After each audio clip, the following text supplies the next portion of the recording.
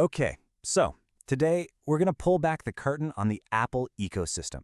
We're going to try and understand the powerful and often kind of invisible forces that really shape our relationship with some of our favorite gadgets.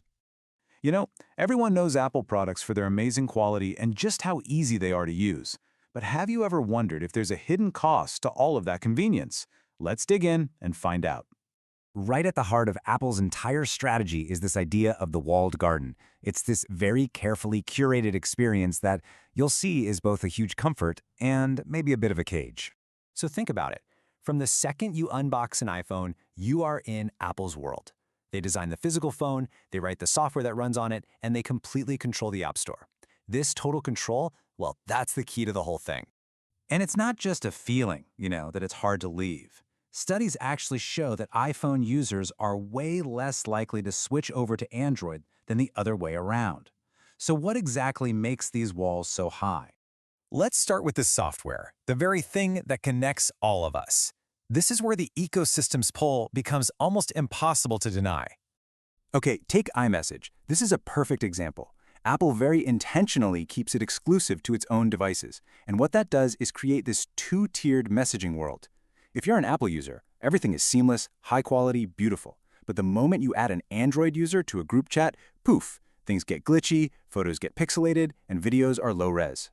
And that blue bubble isn't just about how it looks, it's become a status symbol. That little green bubble can actually lead to social exclusion, which is a really powerful invisible lock that keeps users, especially younger ones, tied to the ecosystem. And this social pressure, it's backed up by this whole suite of kind of magical features, right? Like AirDrop and Handoff. They work so smoothly between Apple devices, but the second you try to connect to a Windows PC or an Android phone, they just fall completely flat. Okay, now let's talk about the money.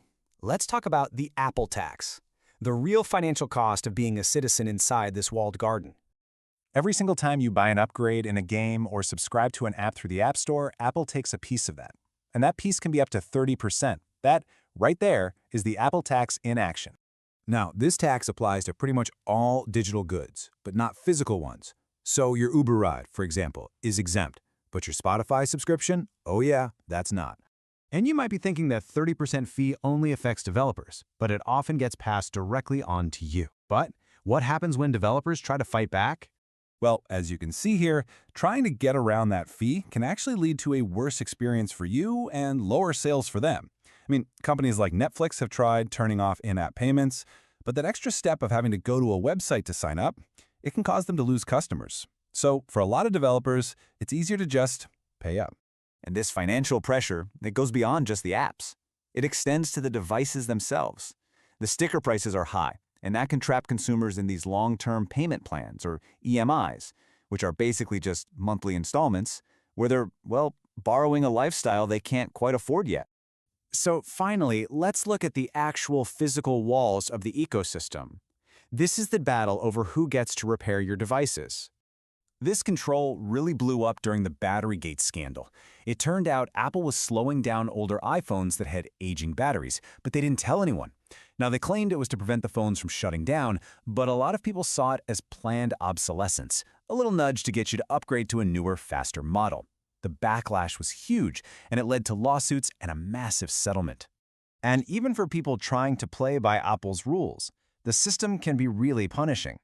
Apple set up a program for independent repair shops, but many of them say the cost of official parts is so high and the processes are so slow that it's almost impossible to make a profit, let alone compete with Apple itself. And this brings us right to the heart of the right to repair debate. On one side, you have advocates arguing that everything should be easily replaceable to cut down on waste. But on the other side, Apple argues that prioritizing durability, like using stronger adhesive to make a phone more water-resistant, can actually prevent more failures in the long run, even if it makes repairs harder. Their point is that sometimes a less repairable phone is actually better for the environment. It's a tricky one. So, what's the verdict here? We've looked at the social walls, the financial walls, and the physical walls of the Apple ecosystem. Now let's really try and weigh the good against the bad. The benefits, let's be honest, are pretty clear. You get a seamless, secure, super user-friendly experience. Plus, iPhones hold their value better than any other smartphone on the market. Period. But, as we've seen, that convenience comes at a price. And that price is high switching costs, limited choices, and major restrictions on who can fix your stuff. You're basically trading control for comfort. So, you see, the real point here isn't to judge Apple as good or bad. It's to empower you to make a more informed choice.